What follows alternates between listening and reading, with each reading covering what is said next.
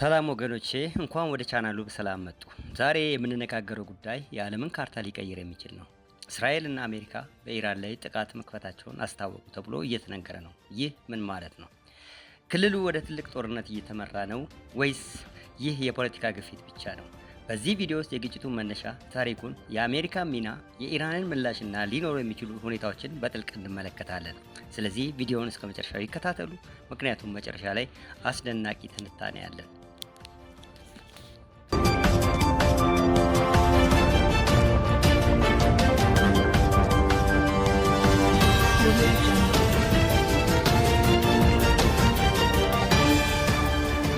ዛሬ ዓለም አዲስ የጦርነት ዘመን ገብታለች። እስራኤልና ዩናይትድ ስቴትስ በኢራን ላይ ጥቃት መክፈታቸውን አስታወቁ ተብሏል። ይህ ቀላል የአየር ጥቃት ነው ወይስ መካከለኛው ምስራቅን ሙሉ በሙሉ ሊያቃጥል የሚችል ክልላዊ ጦርነት? ከኢራን ኒውክሌር ፕሮግራም ጀምሮ እስከ ሚሳኤል ሙከራዎች እስከ ፒሮክሲ ጦርነቶች ይህ ግጭት ዛሬ ወደ ክፍት የጦር እርምጃ ደርሷል ይባላል። ነገር ግን ጥያቄው ይህ ነው፣ ለምን አሁን? ማን ተጠቃሚ ነው? ይህ ዓለም አቀፍ ጦርነት ይሆናል? የነዳጅስ ዋጋ ይጨምራል? የዓለም ኢኮኖሚስ ይናወጣል? አፍሪካ በዚህ ጉዳይ ውስጥ ምን ተጽዕኖ ይደርሳታል? ዛሬ በዚህ ቪዲዮ ውስጥ የተከሰተውን ነገር እንመለከታለን፣ ታሪኩን እንመረምራለን፣ የዓለም ምላሽንና የወደፊቱን ሁኔታ እንተነትናለን። እስከ መጨረሻው ቆዩ፣ ምክንያቱም ይህ ጉዳይ ከመካከለኛው ምስራቅ ብቻ አይደለም፣ ዓለምን ሁሉ ይነካል። ይህ ጥቃት ከየት ጀመረ? እስራኤልና ዩናይትድ ስቴትስ በኢራን ላይ የወሰዱት እርምጃ እንደሚታወቀው አንድ ቀን ውስጥ የተፈጠረ አይደለም። ይህ በዓመታት የተገነባ ግጭት ነው። የኒውክሌር ጉዳይ ዋናው ክስ በኢራን ኒውክሌር ፕሮግራም ላይ ነው። እስራኤል ለዓመታት ኢራን የኒውክሌር መሳሪያ ለመስራት በቅርብ እንዳለች ትናገራለች። ቤንጃሚን ናታንያሁም በብዙ መድረኮች ኢራን ቀይ መስመር አልፋለች ሲል አስጠንቅቋል። ኢራን ግን ፕሮግራሟ ለሰላማዊ አጠቃቀም ብቻ ነው ትላለች። የፕሮክሲ ጦርነት እስራኤልና አሜሪካ የሚያስጠነቅቁት ሌላ ጉዳይ። ኢስላሚክ ሪቮሉሽናሪ ጋርድ ኮርፕስ በክልል ውስጥ ያለውን ተጽዕኖ ነው። በሊባኖስ ውስጥ ያለው የሄዝቦላ ኃይል፣ በጋዛ ያለው ሐማስ፣ በሶሪያና በኢራቅ ያሉ ሚሊሻዎች፣ እነዚህ ቡድኖች በቀጥታ እስራኤልን ወይም የአሜሪካ ጥቅሞችን እየገባቡ መሆናቸውን ተጠቅመዋል። በቅርብ የተከሰቱት ክስተቶች፣ በቅርቡ የተፈጠሩ የሚሳኤል ጥቃቶች፣ የድሮን ጥቃቶች፣ በባህር ላይ የተፈጠሩ ግጭቶች፣ እነዚህ ሁሉ ግጭቱን አስጨንቀዋል። ፔንታጎን በሰጠው መግለጫ የመከላከያ እርምጃ ተወስዷል ብሎ ገልጿል። ለምን አሁን? የፖለቲካ ግፊት፣ የክልሉ ኃይል ሚዛን መቀየር፣ የውስጥ ፖለቲካ ጉዳዮች። አንዳንድ ተንታኞች ይህ እርምጃ እንደተገደበ ማስጠንቀቂያ ጥቃት ይመስላል ይላሉ። ሌሎች ግን ይህ የረጅም ጦርነት መጀመሪያ ሊሆን ይችላል ብለዋል። እንግዲህ ጥያቄው ይህ ነው፣ ይህ ጥቃት እዚህ ይቆማል ወይስ ኢራን በመልሶ እርምጃ ወደ አዲስ ደረጃ ተወስደዋለች? ዛሬ የምናየው ግጭት አዲስ አይደለም። ከ40 ዓመት በላይ የተከማቸ ግፊት ነው። ከጓደኝነት ወደ ጠላትነት። ከ1979 በፊት የነበረችው ኢራን ከእስራኤል ጋር የተሻለ ግንኙነት ነበራት። ነገር ግን 1979 የኢራን እስላማዊ አብዮት ከተፈጠረ በኋላ ሁኔታው ተቀየረ። ራውላ ኮሆሜኒ ወደ ኃይል ከመጡ በኋላ እስራኤል ህገወጥ መንግስት ተብሎ ተገለጸ። ይህ የፖለቲካ ቋንቋ በቀላሉ አልቆመም። በክልሉ ውስጥ የስትራቴጂ ግጭት ሆነ። የሻዶ ዋር ዘመን 2000ኛው ዘመን ጀምሮ ግጭቱ ወደ ስውር ጦርነት ሻዶ ዋር ተለወጠ። በሶሪያ ውስጥ የኢራን ወታደራዊ መሰረቶች ላይ የእስራኤል የአየር ጥቃቶች፣ በባህር ላይ በመርከቦች መካከል የተከሰቱ ግጭቶች፣ የሳይበር ጥቃቶች። በዚህ ጊዜ እያንዳንዱ ወገን ቀጥታ ጦርነት እንዳይፈጠር እየተጠነቀቀ ነበረ። የኒውክሌር ስምምነት 2015 ዩናይትድ ኔሽንስ ድጋፍ የተፈረመው ጂሲፒኦኤ ስምምነት ትልቅ መለወጥ ነበር። ዩናይትድ ስቴትስ እና የአውሮፓ ሀገራት ኢራን ኒውክሌር ፕሮግራሟን እንዲገድብ ተስማሙ። እስራኤል ግን ይህን ስምምነት እንደ አደገኛ ስህተት ቆጥረዋለች።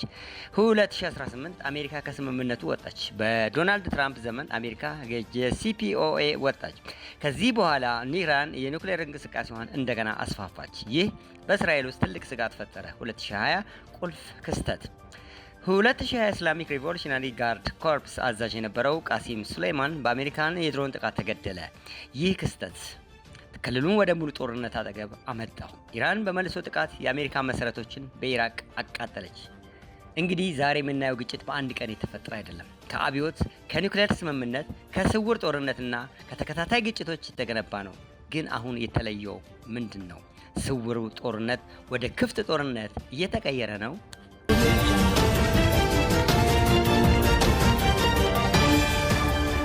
ዩናይትድ ስቴትስ በዚህ ግጭት ውስጥ ምን ያህል ተሳትፎ አላት?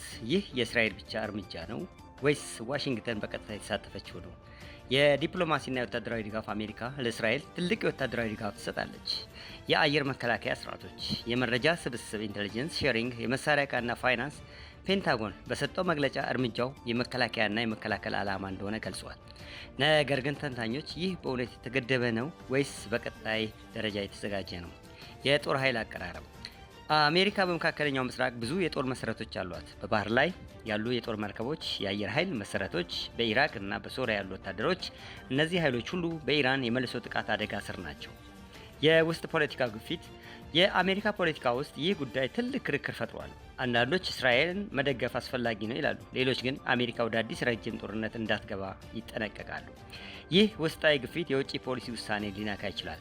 ስትራቴጂካዊ ጥቅሞች አሜሪካ በክልሉ ያላት ዋና ጥቅሞች የነዳጅና የንግድ መስመሮች ደህንነት፣ የአጋር ሀገራት መከላከያ፣ የኢራን ኑክሌር እድገት መከላከል።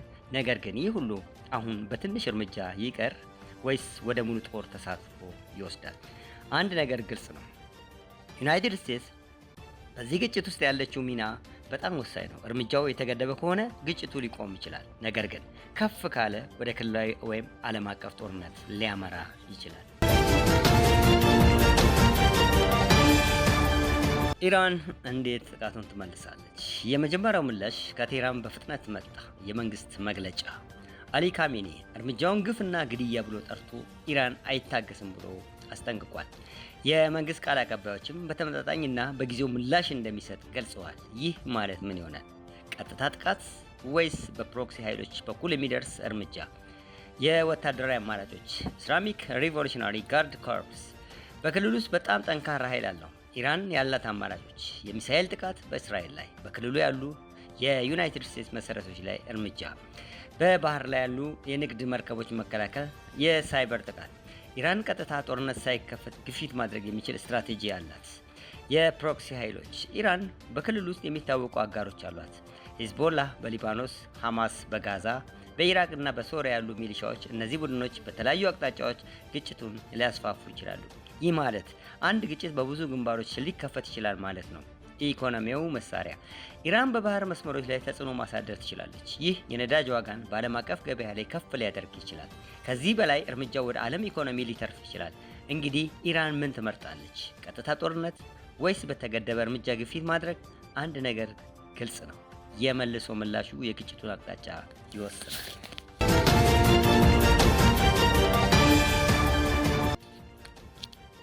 ይህ ግጭት ወዴት ይመራል? በዚህ ደረጃ ቢያንስ 3 ትልቅ ሁኔታዎች ሊፈጠሩ ይችላሉ። የተገደበ ጥቃት ሊሚትድ ኮንፍሊክት፣ እስራኤል እና ኢራን በተገደበ መልኩ ጥቃት ተያይዞ ከዚያ በኋላ እርምጃው ሊቆም ይችላል። በተወሰኑ ወታደራዊ መሰረቶች ላይ ጥቃት፣ ከዚያ በኋላ ዲፕሎማሲ መመለስ። በዩናይትድ ኔሽንስ መካከል አስቸኳይ ውይይት። ይህ ሁኔታ ከሁሉም በጣም የሚፈለግ ነው። ነገር ግን የተግባር አደጋ አለ። ትንሽ ስህተት ሁሉንም ሊቀይር ይችላል። ክልላዊ ጦርነት ሪጂናል ዋር፣ ግጭቱ በአንድ ግንባር አይቆምም። ሂዝቦላህ በሰሜን፣ ሐማስ በደቡብ፣ በኢራቅና በሶሪያ ያሉ ሚሊሻዎች፣ ዩናይትድ ስቴትስ በቀጥታ ተሳትፎዋ ሊጨምር ይችላል። ይህ ሁኔታ የነዳጅ ገበያን በትልቅ ደረጃ ይናወጣል። አፍሪካንም ጨምሮ የኢኮኖሚ ተጽዕኖ ይበልጣል። ዓለም አቀፍ ግጭት ወይም ግሎባል ኢንስካሌሽን። ይህ በጣም አደገኛ ሁኔታ ነው። ራሽያና ቻይና በቀጥታ ወይም በስትራቴጂ ድጋፍ ሊገቡ ይችላሉ። የኒውክሌር አደጋ ይኖራል። በአሁኑ ሁኔታ ብዙ ተንታኞች ዝቅተኛ እድል ይላሉ። ነገር ግን እድሉ ፈጽሞ ዜሮ አይደለም። ዲፕሎማሲ መመለስ ሌላ አማራጭ። ግጭቱ ከከፍ ከመድረሱ በፊት ዲፕሎማሲ ሊመለስ ይችላል። የኒውክሌር ውይይት እንደገና መጀመር፣ የእርምጃ ገደብ መግባት፣ የክልል ኃይል ሚዛን መደንበር። ይህ ቢኖር እጅግ አደጋን ይቀንሳል። እንግዲህ እውነቱ ይህ ነው። አንድ እርምጃ ሌላውን ይከተላል። አንድ ስህተት ታሪክን ሊቀይር ይችላል። ይህ ግጭት እዚህ ይቆማል ወይስ አዲስ የዓለም ታሪክ መጀመሪያ ነው? በዚህ ቪዲዮ ያየነው ነገር አንድ የአካባቢ ግጭት ብቻ አይደለም። በእስራኤልና ኢራን መካከል የቆየው የድብቅ ግጭት ዛሬ ከፍተኛ ደረጃ ደርሶ በአሜሪካ ተሳትፎ ወደ ክፍት ግጭት የሚመስል አቅጣጫ እየወሰደ ነው። ይህ ሁኔታ 3 ትልቅ ጥያቄዎች ይነሳል። ግጭቱ በዚህ ደረጃ ይቆማልን? ወይስ ወደ ሙሉ ክልል ጦርነት ይስፋፋል? ወይስ በዲፕሎማሲ መንገድ መፍትሄ ያገኛል? ታሪኩ የሚያሳየው አንድ ነገር ነው። በመካከለኛው ምስራቅ ትንሽ እሳት ፈጣን ትልቅ እሳት ሊሆን ይችላል። ነገር ግን ታሪኩ እንዲሁም የሚያሳየው ሌላ ነገር አለ። በመጨረሻም ሀገሮች ወደ ውይይት መመለሳቸው ነው የዛሬው ትንታኔ የሚያሳየው። ይህ ግጭት ወታደራዊ ብቻ አይደለም፣ የፖለቲካ የኢኮኖሚና የኃይል ሚዛን ጉዳይ ነው። የዓለም ኃይሎች አቅጣጫ ውጤቱን በጣም ይወስናል። በቀጣይ ቀናት የሚወስኑ ውሳኔዎች ክልሉን ለዓመታት ሊቀይሩ ይችላሉ። እናንተ ምን መስላችኋል? ይህ ግጭት ወደ ሰፊ ጦርነት ይሄዳል ወይስ በዲፕሎማሲ ይቆማል? አስተያየታችሁን በኮመንት ጻፉ። ቪዲዮውን ወዳችሁ ከሆነም ላይክ ያድርጉት። በተጨማሪም የትንታኔ ቪዲዮዎች ሰብስክራይብ ያድርጉ። እኛ በቀጣይ ቪዲዮ እንገናኛለን። እናመሰግናለን።